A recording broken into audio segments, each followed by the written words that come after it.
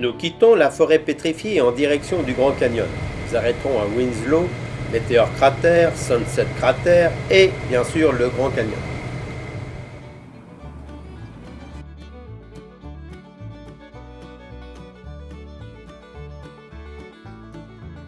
Mais avant de partir d'Holbrook où nous avons passé la nuit, nous visitons un petit musée entièrement consacré à la vie des anciens pionniers de la région.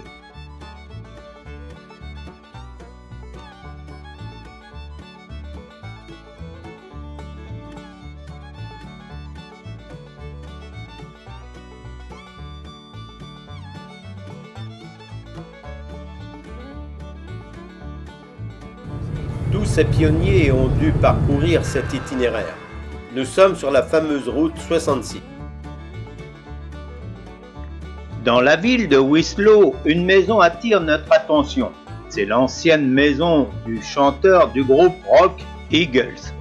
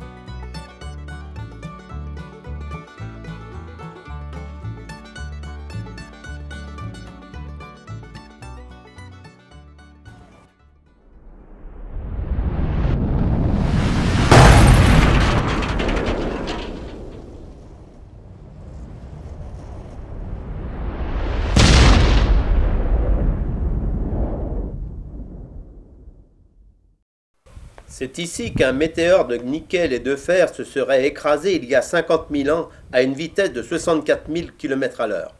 L'un des plus grands cratères météorites du monde, 1265 mètres de diamètre et 174 mètres de profondeur. Nous pouvons voir un fragment du météorite.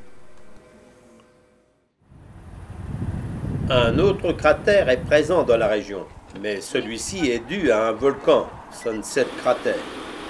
Les dernières éruptions de ce volcan remontent seulement au XIe et XIIe siècle.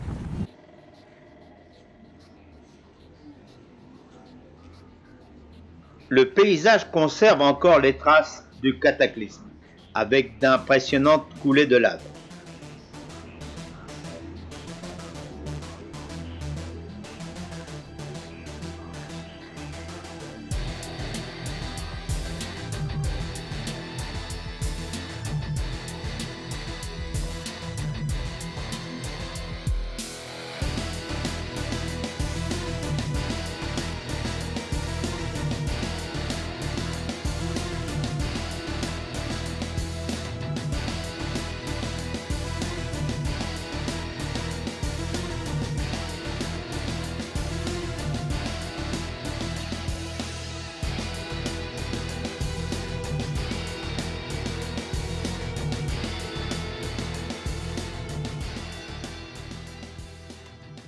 Après moi, personne ne s'aventurera plus dans ces parages, écrivait en 1869 le major John Wesley Powell à l'issue d'une épuisante descente des gorges.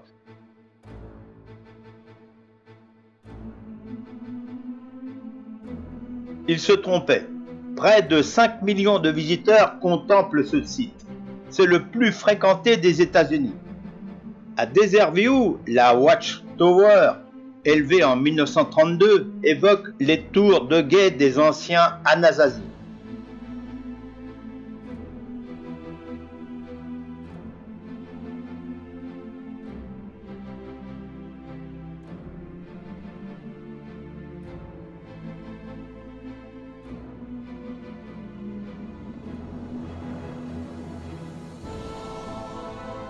Elle offre des vues splendides sur le Colorado. Les gorges déchiquetées du Grand Canyon sont faites de strates aux couleurs variées qui correspondent à la formation géologique il y a 2 milliards d'années. Pour créer ce spectacle fabuleux de buttes et de tumulus, le Colorado a érodé pendant près de 6 millions d'années le plateau de Keban.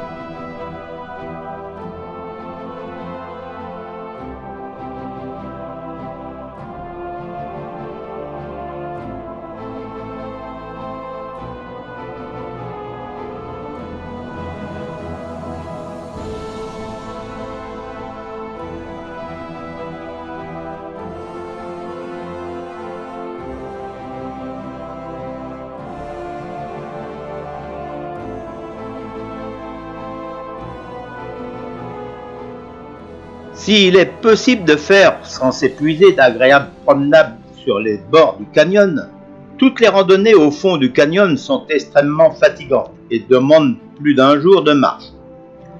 Seuls s'y risqueront les personnes en bonne santé, car il faut supporter de passer de 2000 à 600 mètres d'altitude, puis remonter. En plus, dans le canyon, la température atteint 49 degrés en été. Ces dernières années, plus de 800 randonneurs ont demandé une assistance.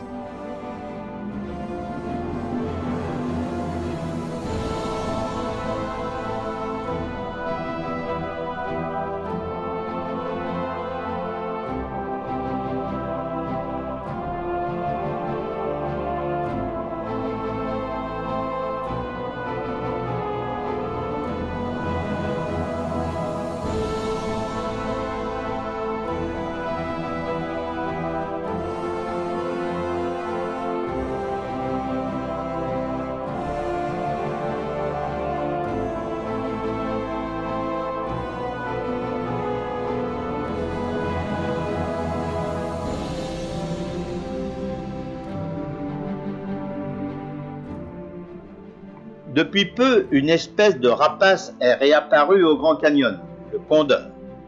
Ce vautour est le plus grand oiseau d'Amérique du Nord, avec près de 3 mètres d'envergure et un poids pouvant atteindre 9 à 10 kilos.